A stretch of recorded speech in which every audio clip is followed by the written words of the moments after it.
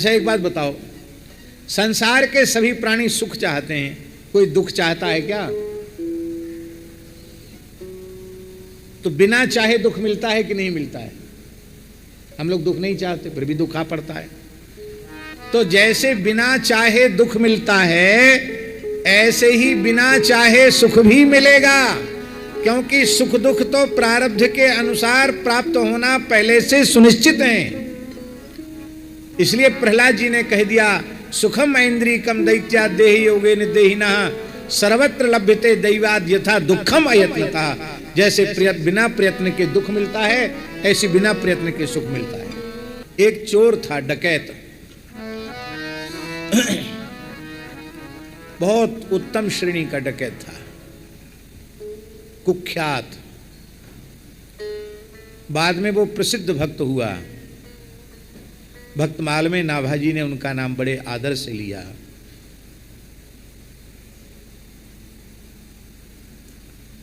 घोरी घाटम घोरी कियो प्रकाश, घाटम घोरी कियो प्रकाश।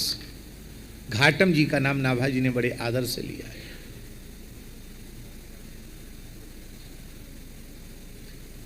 भक्त घाटम दास मीणा, मीणा जाति में उनका जन्म था। मीणा होते हैं राजस्थान में, और उनके कुल खानदान का पैतृक काम था चोरी डकैती। उनके पिताजी ने अपने पुत्रों को बुलाकर समझा दिया कि देखो, हम लोगों का और कोई रोजी रोटी का साधन नहीं है, चोरी डकैती ही साधन है। तो इस साधन का सबसे प्रबल विरोधी है कथा। कहीं कथा हो रही हो तो सुनना नहीं, बच के निकल जाना वहां से। धोखे से भी कथा का एक शब्द तुम्हारे कान में न घुस जाए, नहीं तो धंधा चौपट हो जाएगा। पुत्रों ने कहा, पिताजी आप मरते समय आज्ञा दे रहे हैं, आपकी अंतिम आज्ञा है, हम लोग पालन तो करेंगे। लेकिन कथनचित कोई ऐसी स्थिति आ गई कि कथा के बीच से निकलना पड़ा, तब क्या करेंगे? कुछ न कुछ शब्द तो कान में चला जाएगा। बोले खूब जोर से उंगली कार में घुसा लेना, एक शब्द भी भीतर न चला जाए। और बाप मर गया ये उपदेश दे करके।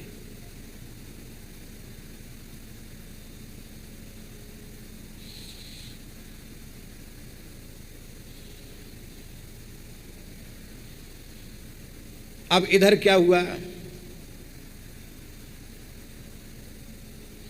बाप तो चोरी का उपदेश दे करके मर गया कि कथा नहीं सुनना, चोरी करना। और इधर एक चोरी डकैती में पुलिस ने पीछा किया, तो यहां से जहां से चोर भागे वहां कथा हो रही थी। तो और तो सब चोर जो है वो भाग गए, पर घाटम दास के पैर में एक ऐसा कांटा लगा उसी समय, कथा मंडप के आसपास ही। बहुत भारी कांटा था, बबूर का होगा भगवान जाने। वो आर के पार हो गया। अब उतने कांटे से कैसे चले? तो कान से उंगली हटाकर कांटा निकालने में जितना समय लगा, उतना समय कथा कान में घुस गई। उसमें व्यास जी कह रहे थे कि देवताओं के कुछ चिन्ह होते हैं, देवताओं की छाया नहीं पड़ती है।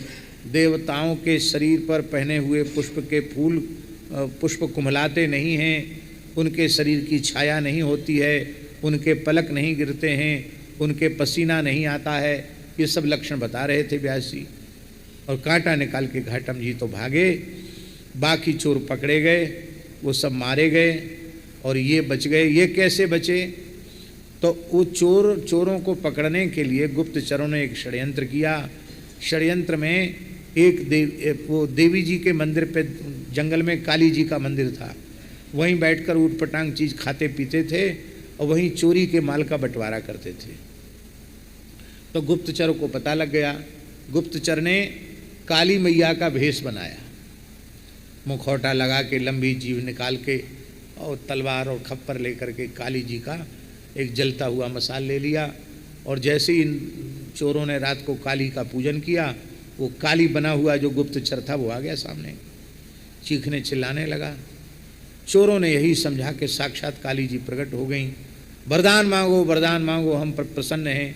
पर घाटम जी विचार करने लगे कि वो पंडित जी कथा में बोल रहे थे कि देवताओं की छाया नहीं होती है, इसकी तो छाया पड़ रही है। देवताओं के पलक नहीं गिरते, इसके तो पलक गिर रहे हैं। देवताओं के पसीना नहीं आता, इसके तो पसीना आ रहा है। देवताओं के पैर धरती पर स्पर्श नहीं करते, है तो धरती पर कूद रही है काली। ये काली नहीं है, ये कोई गुप्तचर है, मारने का षड्यंत्र है। घाटम जी वहाँ से भाग गए और बाकी चोर जो थे वो वहीं रह गए। थोड़ी देर में पुलिस आई, सबके सब पकड़े गए, सबको फांसी पर चढ़ा दिया गया। एक को भी जीवित नहीं छोड़ा, क्योंकि अनेक प्रकरणों में वे दोषी थे। अब तो उनको बड़ा दुख हुआ। बोले बताओ कितनी बढ़िया चीज़ है कथा सुनना। और हमारे पिताजी भी कितने महापुरुष थे जो कहते थे कि कथा नहीं सुनना। अरे थोड़ी देर कथा कान में पड़ गई तो हमारे प्राण बच गए, नहीं तो महाराज हम भी मारे जाते उन्हीं में। अरे राम राम, पिताजी ने बहुत बुरा किया हमारे संग। अब रात को ही एक महात्मा के यहाँ पहुँचे जंगल में। 2 बज रहे थे, महात्मा बैठे अपनी धूनी पर बैठ करके राम राम कर रहे थे। या निशा सर्वभूतानाम तस्याम जागृति संयमी। महात्मा ध्यान कर रहे थे। पहुँचे घाटम जी, बाबा दंडोत। आओ भैया, कैसे आए? बोले मैं घाटम दास। पूरी घाटम दास नाम बहुत विख्यात था ना। भैया तुम्हारो यहाँ कहाँ काम? यहाँ तो झोपड़ी वाले लंगोटी वाले बाबा जी हैं, तुम चोर डकैत यहाँ क्यों आए? बोले हम कथा सुनने आए। कथा सुना, चेला बनाओ हमको। अरे बोले भैया चेला भी थोड़ा समझ बूझ के बनाना चाहिए, चाहे जिसको नहीं मूड लेना चाहिए। आज चेला बने, कल पता नहीं क्या करें हमारे संग। तो उन्होंने कहा भाई चेला ऐसे हम जल्दी बनाते नहीं हैं, और ये कोई कथा कहने सुनने का समय नहीं है, पर तुमने कल्याण की बात पूछी है तो कोई बात हम तुमको बता रहे हैं। देखो, एक तो राम राम जपना, राम राम राम राम राम राम बोलते रहना, एक बात, यही मंत्र है, यही सब कुछ है। बोले ठीक है। और दूसरा, जहाँ कहीं कथा हो रही हो या भगवान के मंदिर में आरती हो रही हो तो वहाँ थोड़ी देर जाकर जरूर खड़े हो जाना, वहाँ बैठना, कथा में बैठना, आरती में खड़े होकर दर्शन करना। इतना तो करोगे? बोले महाराज चोरी नहीं छोड़ सकते, और सब करेंगे। चोरी हमारी रोजी रोटी है, बस चोरी छोड़ने की आज्ञा मत देना, और सब दे दो, सब करेंगे हम। राम राम भी करेंगे, कहीं कथा हो रही वहाँ बैठ के थोड़ी देर कथा भी सुनेंगे, आरती हो रही होगी तो आरती का दर्शन भी करेंगे। और देखो, किसी भी परिस्थिति में झूठ नहीं बोलना, सत्य बोलना। हाँ बिल्कुल महाराज सत्य बोलेंगे। वैसे तो चोर झूठ ही बोलते हैं, लेकिन ठीक है हम चोरी भी करेंगे और सत्य भी बोलेंगे, झूठ नहीं बोलेंगे। जो हो सो, फांसी पे चढ़ जाए भले, झूठ नहीं बोलेंगे। आपको वचन दे दिया। बोले बस इतने ही नियमों का पालन करो, राम नाम का जप करो, कथा जहाँ हो रही है थोड़ी देर बैठ के कथा सुनो, आरती का दर्शन करो, और कभी झूठ मत बोलो, राम नाम का जप करो, यही नियम दिए। कोई साधु संत पढ़े तो उनका सम्मान करो। हाँ ठीक। अब घाटम दास चोरी भी करते, अपना सब काम करते और साधन भी करते। एक बार घाटम दास, उन्होंने सेनापति का वेश बनाया और अलवर स्टेट में, अलवर जो राजा, अलवर महाराज के महल में आधी रात के समय सेनापति के वेश में घोड़े पर चढ़कर आए। पड़क पड़ाक पड़ाक पड़ाक घोड़ा पर चढ़ कर के आए। जैसे ही आए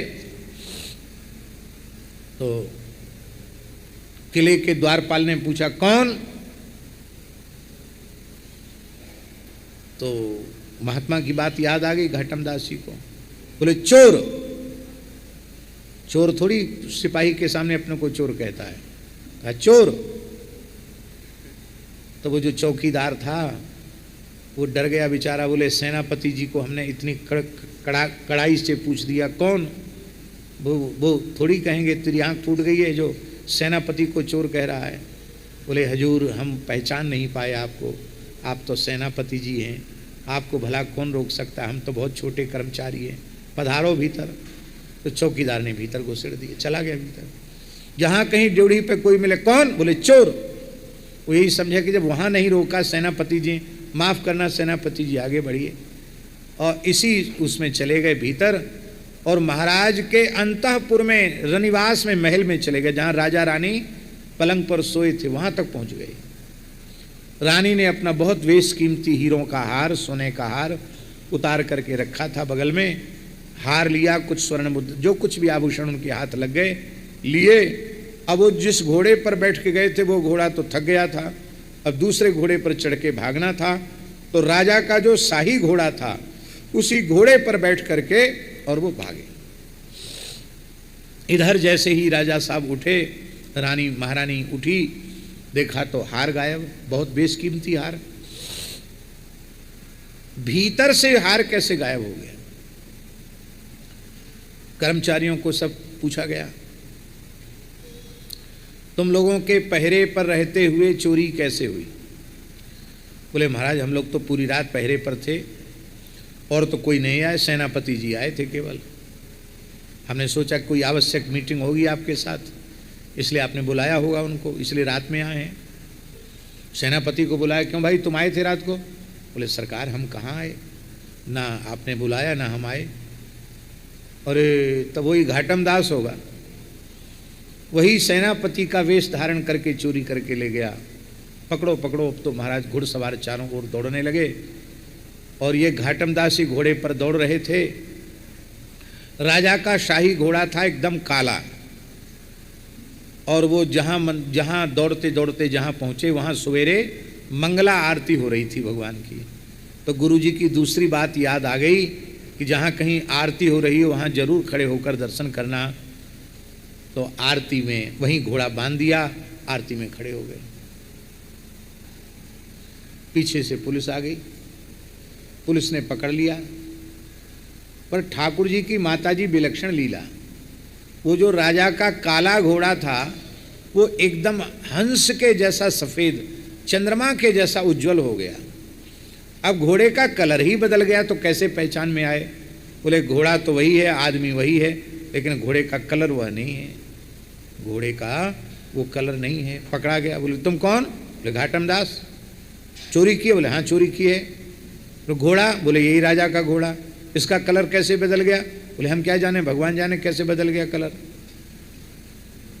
चलो राजा साहब के सामने, राजा के पास ले गए। राजा को भी आश्चर्य हुआ, घोड़े का घोड़ा वही है? बोले हाँ वही है। कलर कैसे बदला? बोले देख लो, कोई पेंट वेंट तो नहीं कर दिया काले घोड़ा पर, वो तो स्वाभाविक कलर बदल गया था। कैसे बदल गया?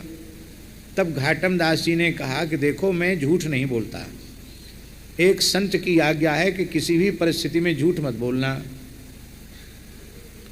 तो मैं झूठ नहीं बोलता हूँ।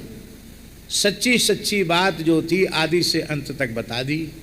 राजा भक्त था, राजा समझ गया कि राम नाम का जप करता है, आरती में खड़ा था, भगवान ने ही इसके प्राण बचाए हैं, तो भगवान जिसके प्राणों की रक्षा करें भला उसे कौन मार सकता है।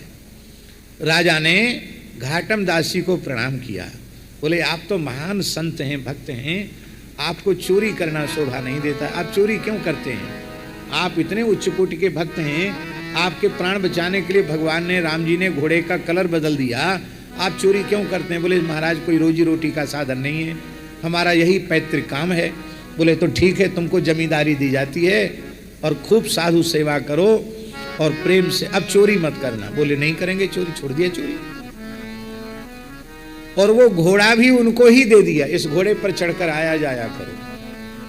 अब तो जमींदार हो गए घाटम दास जी, और अब घाटम दास जी अनन्य निष्ठा से भजन में लग गए। संत मलुकदास जी ने जो भक्त नामावली लिखी है उसमें उन्होंने घाटम दास जी का नाम लिया है। घ्यू को घाटव मैना उन्होंने लिखा है। सारे भारतवर्ष में प्रसिद्धि थी कि जितना संतों को घी घाटम दास जी खिलाते हैं उतना घी संतों को खिलाने वाला और कोई दूसरा नहीं है। ऐसी प्रसिद्धि थी घाटम दास जी के बारे में। घी को घाट, अभी हम तुरंत प्रमाण आपको देते हैं, प्रस्तुत करते हैं। जय जय श्री सीताराम।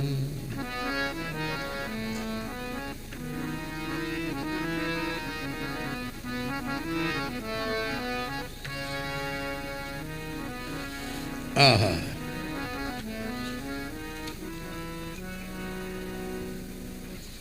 श्री राम जय जय राम, श्री राम जय जय राम, श्री राम जय जय राम, श्री राम जय जय राम। गाएंगे दोहराएंगे तो समय ज्यादा लग जाएगा, इसलिए जल्दी जल्दी मूल सुना देते हैं। भक्त नामावली मलूक दासकृत। राम राय तुम राजा जन प्रजा तेरे सुमरन करते भारी, अपनी अपनी टहलें लागे जो जाके अधिकारी। कौन कौन संतों का भक्तों का स्मरण कर रहे हैं?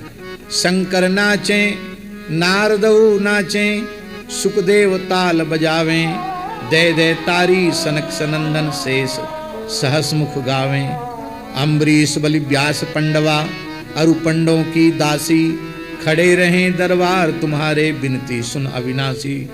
ध्रुव प्रहलाद विदुर अरु भीषम, भली करी शिवकाई, हनुमान अक्रूर सुदामा शिवरी अतिमन भाई। अमरध्वज तमरध्वज ऊधो, कह लग दास गनाऊं, कहे मलूक देव मुहि आज्ञा अब कल जुग के ल्याऊं। ये पौराणिक भक्तों का संक्षिप्त स्मरण करके, कहे मलूक देव मुहि आज्ञा अब कल जुग के ल्याऊं।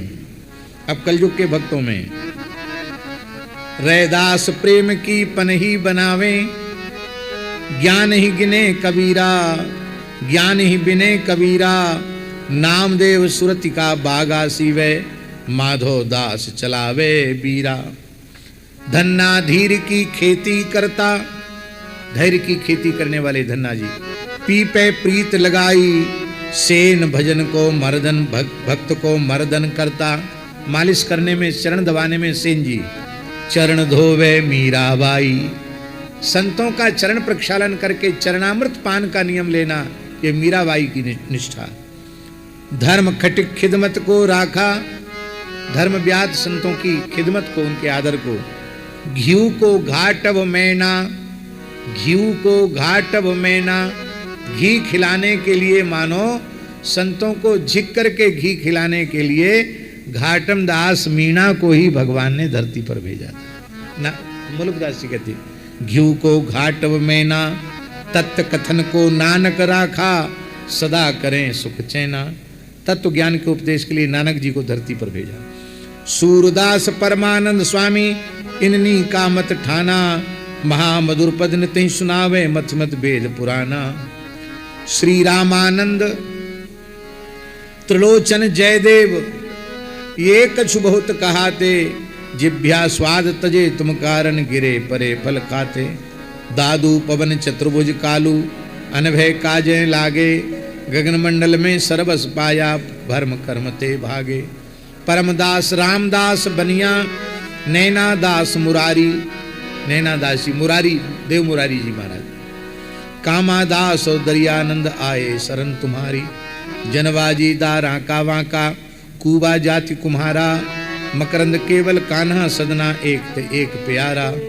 देवल केवल परसा शोभु, मुनिंद्र का जगी ज्ञानी। नरसी नापा मिर्जा साले बोलत अमृत बानी। तुलसीदास अजामिल गन का बील मंगल गोपाल, जड़ भरत अरु जनक विदेही धुरी तनहि विसारा।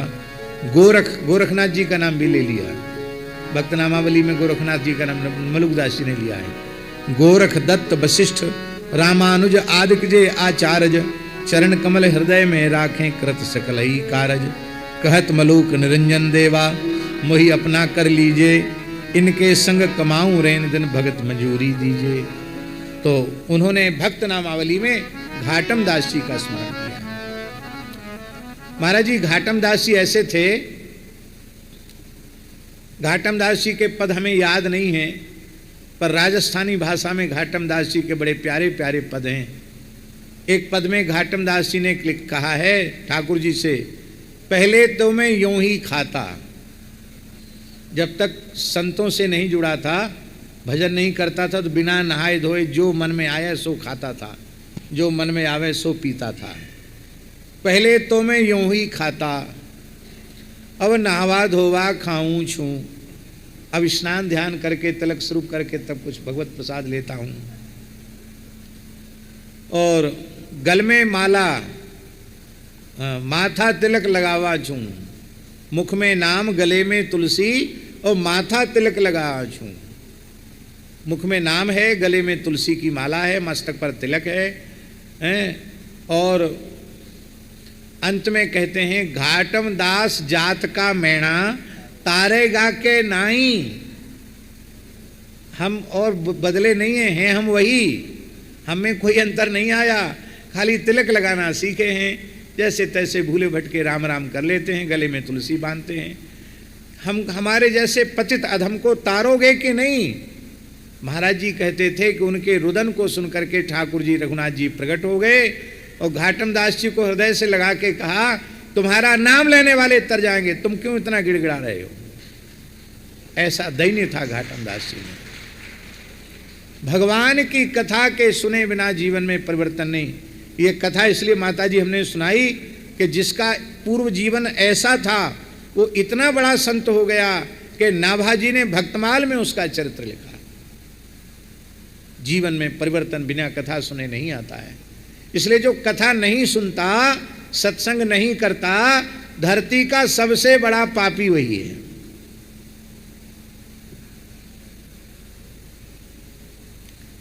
कथा श्रवण करने की बहुत भारी महिमा है, बहुत भारी महिमा है। हम एक बात कहेंगे, अभी प्रसंगवश याद आ गई इसलिए मैं कह देता हूं। इस बार जो रेवासा धाम में श्री स्वामी अग्रदेवाचार्य जी महाराज की जयंती हुई, तो उसमें राधा वल्लभ संप्रदाय के एक संत हैं, बहुत ही अच्छे साधक हैं, श्री हित अम्बरीश जी। हिताश्रम में नित्य सत्संग करते हैं, बहुत अच्छा जीवन है। तो इस बार श्री अग्रदेवाचार्य जयंती में 3 दिन का उनका सत्संग था। हम आपको सत्य कह रहे हैं, स्वामी श्री रामसुखदास जी के सत्संग के बाद ऐसी सत्संग की मर्यादा हमने उन्हीं के यहां देखी।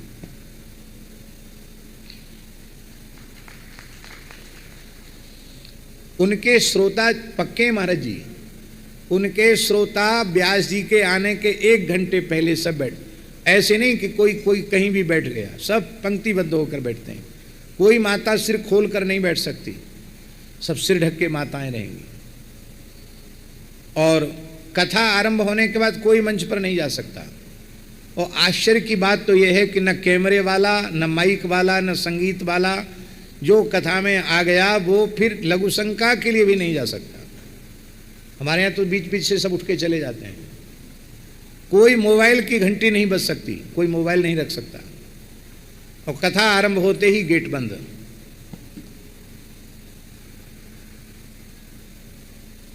आने जाने का कोई प्रकरण ही नहीं। अरे भाई, व्यास जी संयम करते हैं, अब हमको कल आने में देरी क्यों हुई? हम देरी का कारण बता रहे हैं। एक तो हमको पता था कि हमको देर रात तक, आज जन्म का प्रसंग है, देर तक बैठना है। और दूसरे हमको लगी प्यास, हमने पी लिया जल। अब जल पी लिया तो हमको ये भय हो गया कि 1-2 बार लघुशंका गए बिना यदि वहाँ चले गए तो बीच में उठना पड़ेगा। बीच में उठना, यद्यपि चिकित्सक ये कहते हैं कि वेग को रोकना नहीं चाहिए, मन में हो तो जाना चाहिए, लेकिन अपना वो अभ्यास नहीं है। आसन पर बैठ गए तो बैठ गए तो बैठ गए। बहुत कोई विशेष आवाज माने अपरिहार्य कोई कारण हो उठना पड़े वो बात अलग है, लेकिन 3-4 घंटे यदि मलमूत्र के वेग को जीतना है तो कम से कम 2 घंटे पहले जल पीना पड़ेगा। आप जल पी के आओगे तो फिर तो नहीं बैठ सकोगे। तो वक्ता संयम करता है तो क्या श्रोताओं को संयम नहीं करना चाहिए? वक्ता की तो बहुत मेहनत है, लगातार बोल रहा है वो।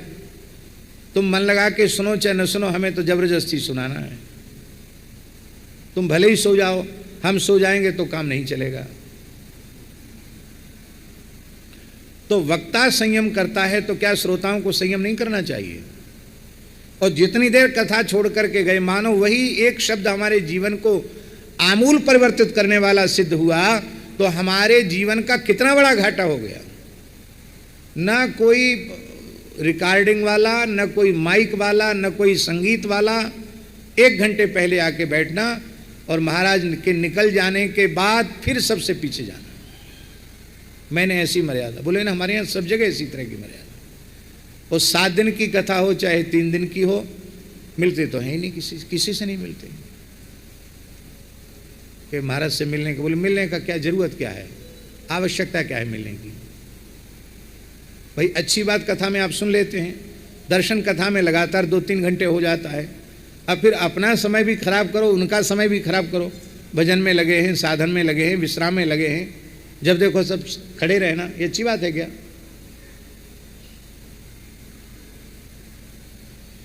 बहुत अच्छा लगा, सत्संग की मर्यादा को देख करके बहुत अच्छा लगा। तो जीवन में बिना कथा सुने परिवर्तन आता नहीं है। अब एक प्रश्न है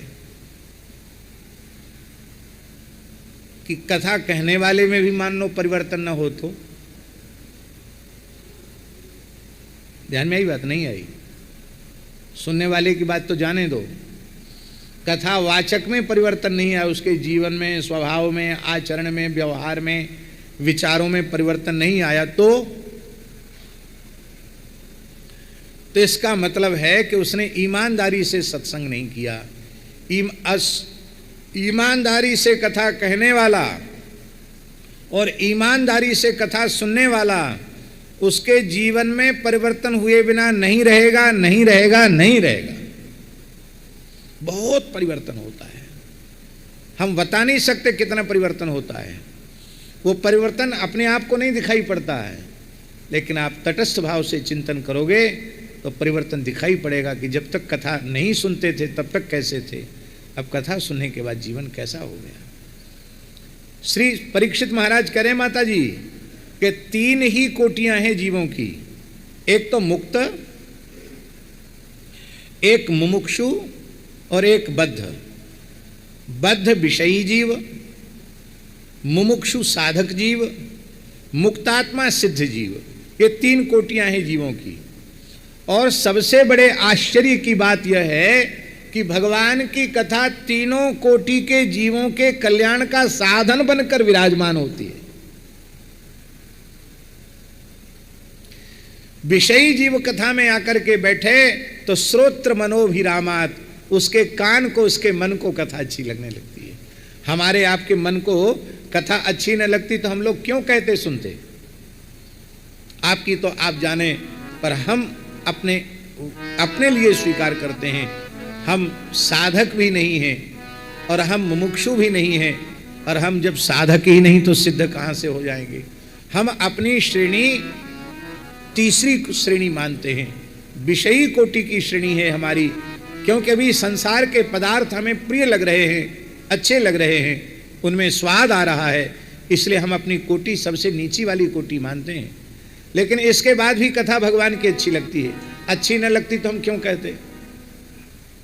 लोग घड़ी देखकर बैठते हैं और घड़ी देख के उठ जाते हैं, उसमें भी सोचते कम से कम कैसे बोलना पड़े, पर हम कभी कंजूसी बोलने में नहीं करते हैं, क्योंकि भगवान ने यही तो हमें साधन दिया है, भगवान ने यही हमको सेवा दी है, और भगवान के द्वारा प्रदत्त, गुरुदेव के द्वारा प्रदत्त ये सेवा भी हम ईमानदारी से न करें तो हमारा जीवन तो व्यर्थ है। हमारा जीवन ही किस लिए है फिर? पर महाराज जी विशेष बात है, विषयी जीव कथा कहेगा सुनेगा तो विषयी नहीं रह जाएगा, वो मुमुक्षु हो जाएगा। संसार चक्र से छूटकर भगवान श्री रंगनाथ के चरणों में पहुंचने की व्याकुलता, भगवान श्री जगन्नाथ के चरणों में पहुंचने की व्याकुलता उसके भीतर जागृत हो जाएगी। आपको बहुत जोर से भूख लगी है और बढ़िया वेद लक्षणा भारतीय देसी गाय के अधोटा दूध की बढ़िया घुटेमा खीर आपके सामने परोसी गई और आपने जैसी खाने के लिए तैयार आप हुई, उसी समय चैतन्य कुटी वाले महाराज जी ने कह दिया, माता जी मत खाना। क्यों? बोले जब ये खीर बन रही थी तब लड़ते लड़ते एक छिपकली इसमें गिर गई। अब आपकी भूख रहेगी खाने की, क्योंकि आपको पता है कि विषैली हो गई।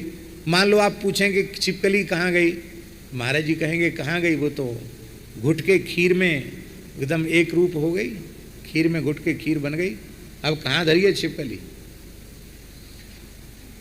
ठीक इसी प्रकार से जैसे खीर लुभावनी है, ऐसे ही संसार के विषय लुभावने हैं। और जब कोई प्रामाणिक महापुरुष उपदेश के माध्यम से, कथा कीर्तन के माध्यम से विबोध करा देता है कि जो विषय भोगने में, देखने में तुम्हें बहुत अच्छे लग रहे हैं, जिनके लिए तुम व्याकुल हो रहे हो, वो देखने में खीर है पर खीर नहीं है, वो जहर है, जहर। तो आपको पता चल जाए कि ये जहर है, तो आपको उसको खाने की इच्छा नहीं होगी, फिर उससे भोगने की इच्छा नहीं होगी। यही है मुमुक्षा, संसार चक्र से छूटने की तीव्र इच्छा। तो विषयी जीव कथा सुनेगा तो मुमुक्षु साधक जीव हो जाएगा। साधक किसको कहते हैं? साधक किसको कहते हैं? अस्वतंत्रो साधकः।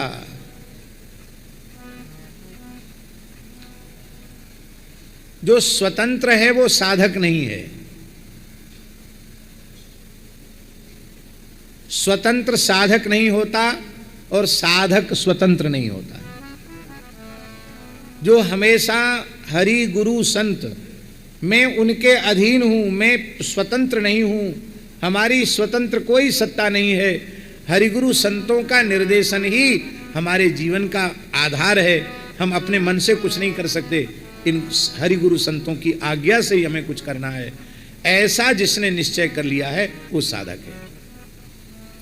और आप अपने को स्वतंत्र मान लो कि अब तो गुरु महाराज है ही नहीं, गुरु महाराज तो पधार गए, अब हम स्वतंत्र हैं और हम तो बड़े से बड़े पद पर बैठ गए, अब तो सब छोटे हमारे लिए हो गए, अब हमारे ऊपर कौन, हम सबके ऊपर हो गए। तो ऐसा मन में यदि आ गया तो वहीं से पतन शुरू हो जाएगा। इसलिए हमारे यहाँ साधुओं में महाराज जी कहावत है, गुरु गुरु संत परम गुरु। गुरु जी तो गुरु जी हैं, संत परम गुरु। परम गुरु माने दादा गुरु। गुरु जी के गुरु को परम गुरु कहते हैं, क्योंकि गुरुदेव के गुरुदेव भी तो संत स्वरूप में ही हैं। और आप ये अनुभव करें कि जितने संत हैं ये सब गुरु रूप ही हैं, तो आपके जीवन में कभी गुरु का वियोग नहीं होगा, आपको जीवन में हर समय मार्गदर्शन मिलता रहेगा।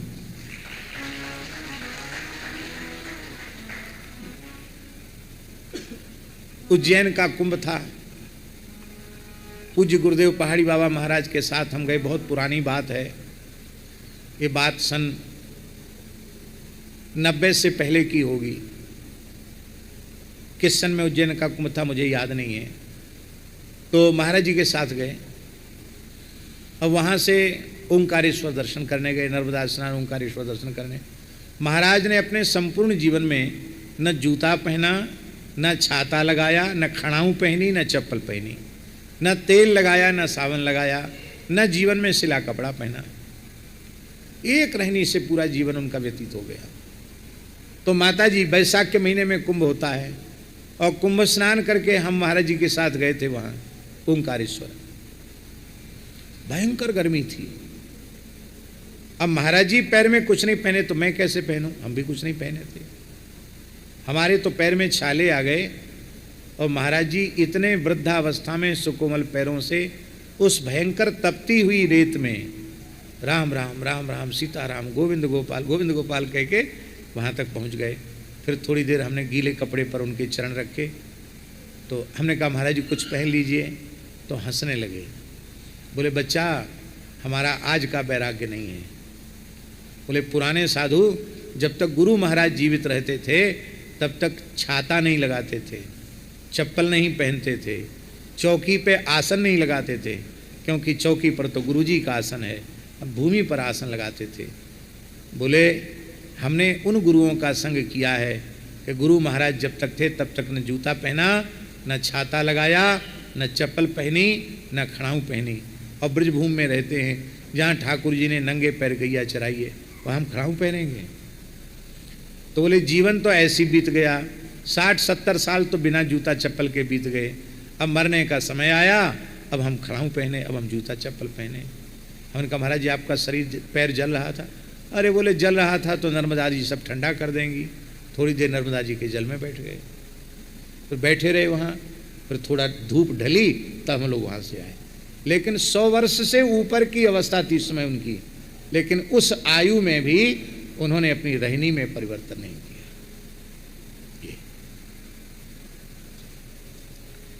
इसलिए हमारे यहां भेष भगवान का ये कहा जाता, भेष भगवान का है। साधक स्वतंत्र नहीं होता और स्वतंत्र साधक नहीं होता है।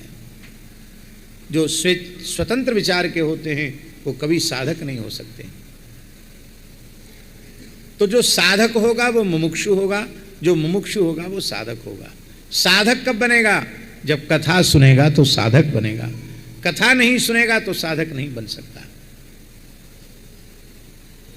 तो विषयी जीव महाराज जी कथा सुनेगा तो मुमुक्षु साधक जीव हो जाएगा। साधक बनकर जब कथा सुनेगा तो मुक्त हो जाएगा, अविद्या माया से, विकारों से, दोषों से मुक्त हो जाएगा, जीवन मुक्त हो जाएगा। मरने के बाद मुक्त नहीं, जीते जी मुक्त हो जाएगा। और जब मुक्त होकर के कथा सुनेगा तो कथा कहते, कथा सुनते ही भगवान की लीला में प्रविष्ट हो जाएगा। निवृत्त तरसई रूपगीय मानात। सुखदेव जी महाराज कथा कहते सुनते हैं, सनकादिक भगवान कथा कहते सुनते हैं, तो केवल कहते सुनते नहीं, उस लीला में प्रतिष्ठित हो जाते हैं, स्वरूप में प्रतिष्ठित हो जाते हैं। विषयी सुने तो मुमुक्षु हो जाए, मुमुक्षु सुने तो मुक्त हो जाए, और मुक्तात्मा सुने तो भगवान की लीला में प्रविष्ट हो जाए। इसलिए कोई चिंता की बात नहीं। आप किसी वर्ण के हो, आप किसी आश्रम के हो, आपकी कोई अवस्था हो, आपकी कोई व्यवस्था हो, आप पढ़े लिखे हो या पढ़े लिखे बिल्कुल नहीं हो, आप धनवान हो अथवा आप निर्धन हो, आपकी योग्यता का कोई मायना नहीं है। आप केवल जहां हो, जैसे हो, ईमानदारी से कथा सुनना आरंभ कर दो। इस संकल्प के साथ कथा सुनना आरंभ कर दो कि इसी जन्म में, इसी शरीर से हमें भगवत साक्षात्कार प्राप्त करना है, हमें अब भगवान से बिछड़े हुए नहीं रहना है। इस संकल्प को लेकर के कथा सुनना आरंभ करो। आपके जीवन की एक ही कथा आपके अनंत जन्मों की व्यथा को हरण कर लेगी। इसलिए निवृत्त तरसई रूपगीय मानात में मुक्तात्मा जीवों का साधन कथा बनती है, भवौ सधात में मुमुक्षु जीवों का साधन कथा बनती है, और श्रोत्र मनोभिरामात में विषयी जीवों का विषय कथा बनती है। ये बात श्री सुखदेव जी महाराज, परीक्षित जी महाराज कहते हैं। और ऐसी कथा में जिसका मन न लगे वो आत्महत्यारा है। और एक बात और हम कह करके, क्योंकि आगे समय नहीं मिलेगा इसलिए यहीं कह देते हैं, वो भी कथा से जुड़ी हुई बात है। कथा सुनने से कितने लाभ होते हैं बोलो? आज पूज्य रामायणी जी ने, श्री सुधीर शरण जी ने प्रश्न पूछे थे और उन प्रश्नों का बड़ा सुंदर उत्तर दिया लोगों ने। बालिका ने बहुत बढ़िया उत्तर दिया, धर्ममंडप के बारे में बताया। अब कल फिर पूछ सकते हैं आप कि कथा के बारे में आज बताया जा रहा है, कल ये प्रश्न पूछिए, प्रश्न आप बनाना, कल पूछना कि क्या कहा था कथा की महिमा के संबंध में। तो पहली बात तो ये कही गई कि तीन ही कोटियां हैं जीवों की, विषयी, मुमुक्षु और मुक्त। विषयी जीव कथा सुनते हैं तो मुमुक्षु बन जाते हैं, मुमुक्षु कथा सुनते हैं तो मुक्त हो जाते हैं, मुक्त कथा सुनते हैं तो भगवत लीला में प्रविष्ट हो जाते हैं। अब हम एक बात निवेदन कर रहे हैं कि कथा सुनने से फायदा क्या है, क्या लाभ है कथा सुनने से? कथा सुनने से चार लाभ हैं।